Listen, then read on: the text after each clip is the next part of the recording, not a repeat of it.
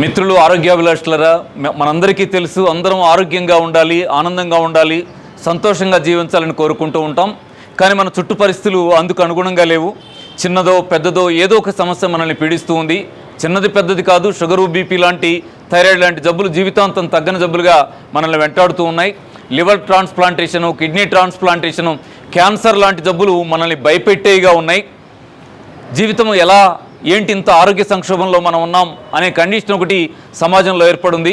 కానీ నిజానికి ఆధునికంగా అభివృద్ధి చెందుతున్నటువంటి వైద్య విధానం మనం గమనించినట్టయితే ప్రకృతి సహజ విధానాల ద్వారానే ఆరోగ్యాన్ని కాపాడుకోవచ్చు. మనకొస్తున్న జబ్బుల్లో 185 నుంచి 90 రకాల జబ్బుల్ని సహజ పద్ధతుల్లో జీవించడం ద్వారా తగ్గించుకోవచ్చు అనేది అభివృద్ధి చెందుతున్నటువంటి హెల్త్ సైన్స్ అనేది ప్రూవ్ చేస్తూ ఉంది. ఆధునిక వైద్య విజ్ఞానాన్ని ఉపయోగించుకొని ఆరోగ్యాన్ని కాపాడుకోవడం కోసం ప్రయత్నం చేస్తూ మందుల మీద మాత్రమే ఆధారపడదాం అనేది కాకుండా మన ఇమ్యూనిటీని నిలబెట్టుకుని నేచురల్గా లైఫ్ని లీడ్ చేయడం ఎలా అనే వైపుగా వంటగదిని ఆసుపత్రిగా మార్చుకుని తినే ఆహారాన్ని ఔషధంగా మార్చుకుని నిలబడగలిగే రోజులు వస్తే మాత్రమే ఈ ఆరోగ్య సంక్షోభం నుంచి మనం బయటపడగలం.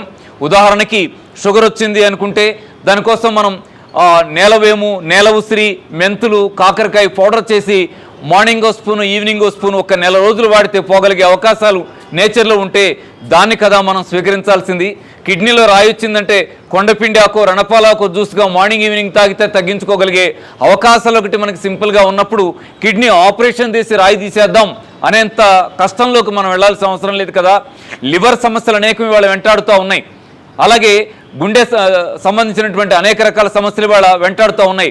లివర్ ప్రాబ్లమ్స్కి, గుండె సమస్యలకి, క్యాన్సర్ లాంటి డిసీజ్ను కూడా ముందు జాగ్రత్తలతో వాటిని గెలవగలిగే ఛాన్సులు మనందరినీ కన్నతల్లి, ఎవరిని కన్నతల్లి వాళ్ళకుంది ఇంట్లో, కానీ అందరినీ కన్నతల్లి ఈ నేచర్ ప్రకృతి ప్రసాదించినటువంటి వనమూలికలతో మన ఆరోగ్యాన్ని కాపాడుకోగలిగే వాళ్ళుగా మన వంటగదిని మార్చుకుందాం, మన అమ్మని డాక్టర్గా మార్చుకుందాం. ఈ ఆరోగ్య ఉద్యమాన్ని సిద్ధార్థ యోగ విద్యాలయం తెలుగు ప్రాంతాలతో పాటుగా ఇవాళ దేశవ్యాప్తంగా విస్తరించదలుచుకుంది. ఇది విస్తరిస్తున్నటువంటి క్రమంలో మనం రేపు నవంబర్ 18, 19 తేదీల్లో నేషనల్ హెల్త్ కాన్ఫరెన్స్ని మన హైదరాబాద్ నడిబొడ్డున నిర్వహించుకోబోతున్నాం. అలాగే మరొక అంశం ఏంటంటే ఇవాళ భారతదేశ వ్యాప్తంగా కూడా యోగాకి రాజధాని అంటే హైదరాబాద్ అనే పొజిషన్ని మనం తెచ్చుకోగలిగే పరిస్థితి ఇవాళ ఉన్నది.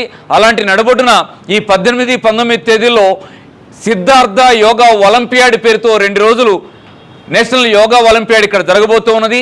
దీని అంతట్లో కూడా మీరంతా పాల్గొని ఆరోగ్య ఉద్యమాన్ని విజయవంతం చేసేటువంటి యాక్టివిటీస్లో పాల్గొనాలని ప్రకృతి ప్రేమికుల్ని, ప్రకృతి అభిమానుల్ని, ఆరోగ్య ఉద్యమకారుల్ని మనస్ఫూర్తిగా ఆహ్వానిస్తున్నాం.